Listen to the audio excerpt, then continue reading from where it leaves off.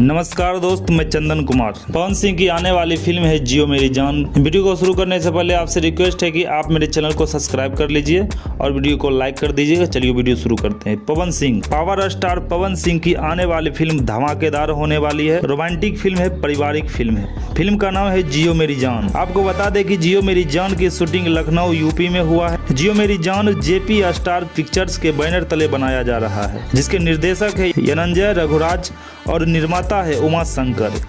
इस फिल्म को राकेश तिवारी द्वारा लिखा गया है। फिल्म में लीड रोल में पवन सिंह है, रूपाली जाघव, सपना चौहान, विनीत विशाल और साहिल शेख है, ब्रिज त्रिपाठी है। इस फिल्म में पवन सिंह नए अंदाज में, नए लुक में नजर आने वाले हैं। पवन सिंह बोले हैं कि इस फिल्म की कहानी मुझे बहुत ज्यादा भाता है और बहुत ज्यादा पसंद आया है। पवन सिंह बोले हैं कि एक कलाकार के नाते उनके लिए यह फिल्म शानदार होगी और यह फिल्म पारिवारिक है, रोमांटिक फिल्म है। इसमें पवन सिंह एक अलग ही अंदाज में नजर आएंगे। दोस्तों, यह वीडियो आपको कैसा लगा कमेंट में जाके लिख सकते हैं। धन्यवाद।